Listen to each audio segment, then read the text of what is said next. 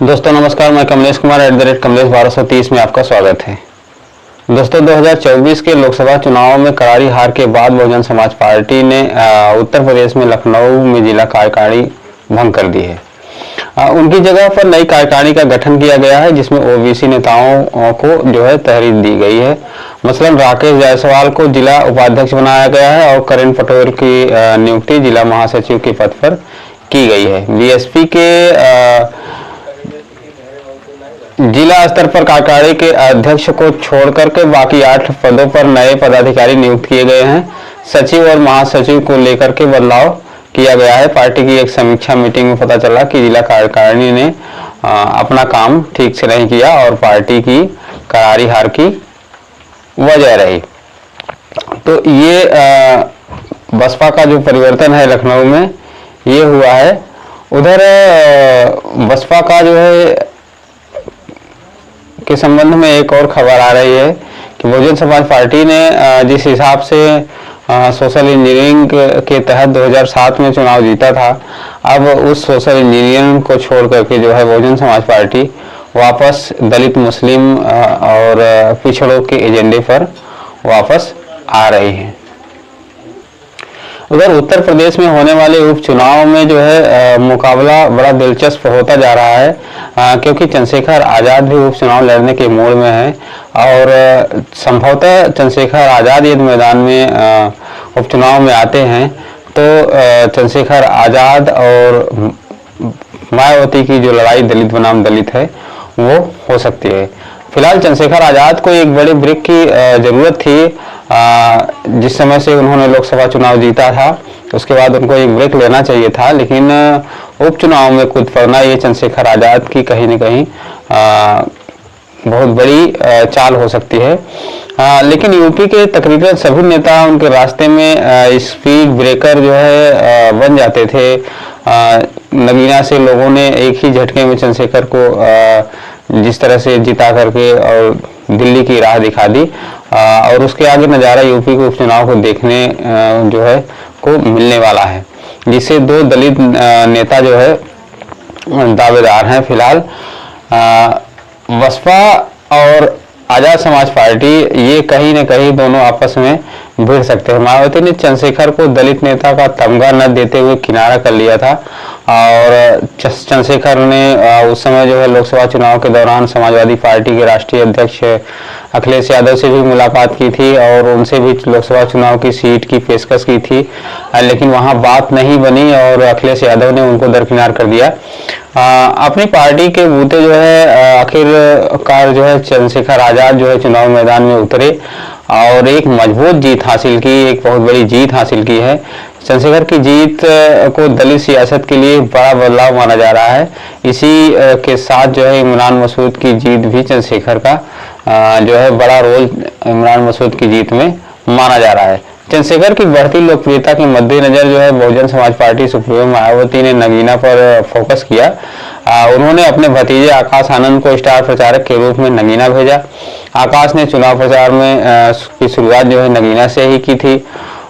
खुद मायावती ने खुद बिजनौर जिले से सभाएं कर चंद्रशेखर का नाम लिए बगैर तमाम निशाने साधे, लेकिन सब चुक गए और चंद्रशेखर के मुकुट में नगीना सज गया। तो दरअसल चंद्रशेखर ने किसी भी पार्टी से गठबंधन करने से इनकार कर दिया। जो है उनका कहना है कि गठबंधन जनता से है और इसी के सहारे उत्तर प्रदेश में उपचुनाव हम लड़ेंगे।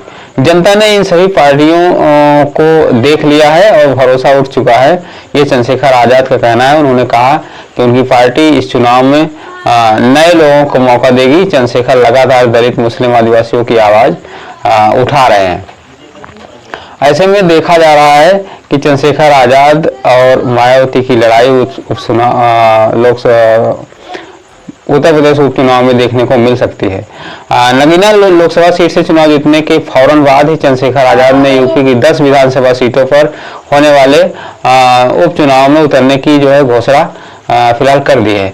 अब तो 4 विधानसभा सीटों पर चुनाव प्रभारी भी उन्होंने नियुक्त कर दिया है।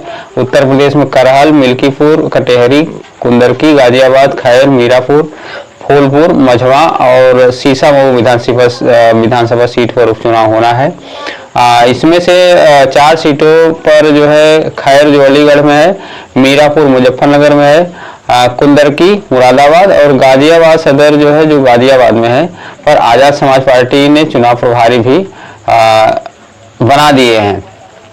खास बात यह है कि चंद्रशेखर आजाद ने अपने प्रतिद्वंदी बीएसपी नेता मायावती की तरह ही उपचुनाव में किसी भी राजनीतिक दल के साथ जो है गठबंधन नहीं करने का जो है फैसला किया है।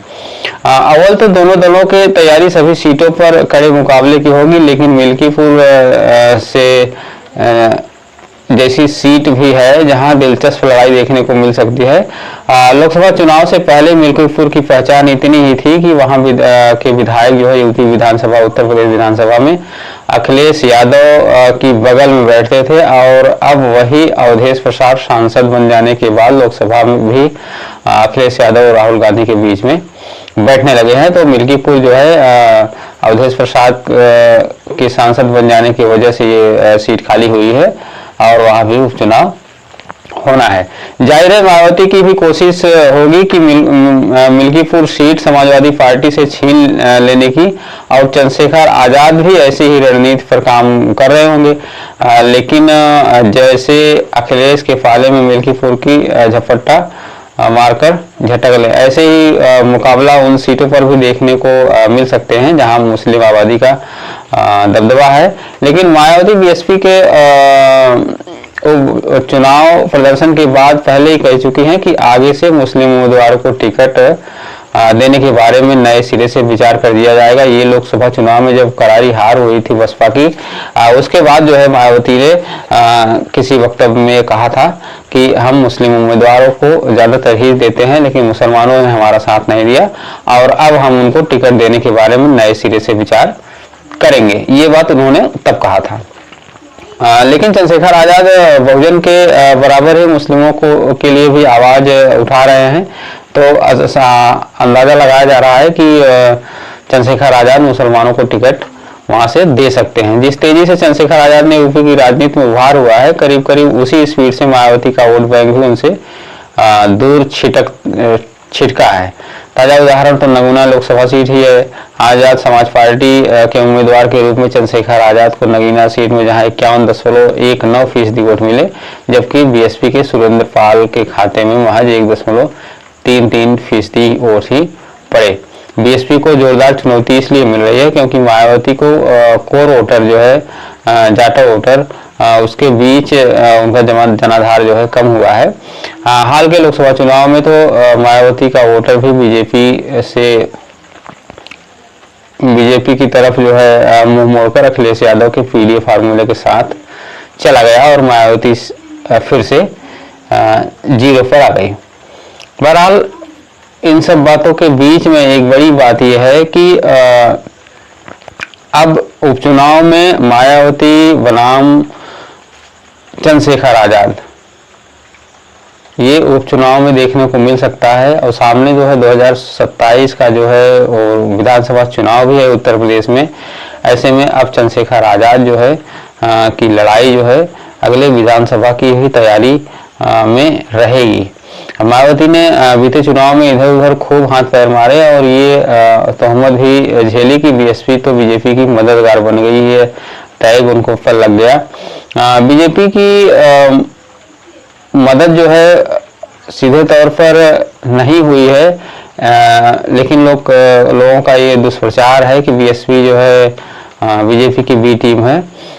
सबसे बड़ी मिसाल जो है 2022 में जो है यूपी विधानसभा चुनाव के बाद आजमगढ़ में जो उपचुनाव हुआ है। 2019 में चुनाव में अखिलेश यादव से शिकस्त पाने के वाले दिनेश लाल यादव निरहुआ ने उपचुनाव में सपा उम्मीदवार धर्मेंद्र यादव को तो हरा दिया था, लेकिन 2024 में गुड्डू जमाली के मैदान में न होने से मैदान छोड़कर ही भागना पड़ा। तो ये ताकत है। यूपी में दलित वोटर की कुल हिस्सेदारी 21.1% है, जिसमें जाटो दलित 11.7% है। चूंकि चंद्रशेखर आजाद और मायावती दोनों ही जाटो समुदाय से आते हैं, लिहाजा दोनों का आपस में ही बंटवारा होने लगा है। लेकिन अभी भी बहुजन समाज जो है या दलित समाज मायावती की तरफ देख रहा है। पहले आलम ये था कि मायावती को पूरे दलित समाज का सपोर्ट था, लेकिन गुजरते वक्त के साथ सिर्फ उनकी अपनी बिरादरी जाटों के हिसाब लोग जो है साथ रह गए हैं। अभी तो चंद्रशेखर आजाद जाटों के भरोसे ही आगे बढ़ रहे हैं, लेकिन कोशिश तो जल्द से जल्द पूरे दलित समाज को का सपोर्ट जो है हासिल करने की रहेगी। तो ये थे आज की समाचार। उत्तर प्रदेश उपचुनाव में दलित बनाम दलित या चंद्रशेखर बनाम मायावती, ये देखने को मिल सकता है उत्तर प्रदेश के उपचुनाव में, विधानसभा के उपचुनाव में। अब देखना यह होगा कि इसमें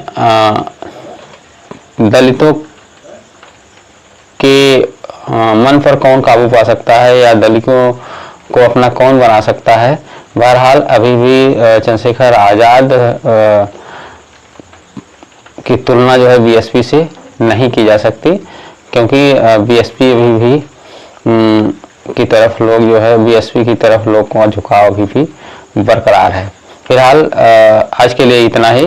आप हमारे चैनल को सब्सक्राइब नहीं किए हैं, सब्सक्राइब करके बेल आइकन दबाएं और कमेंट करके हमें अपनी राय जरूर दें। तब तक के लिए नमस्कार।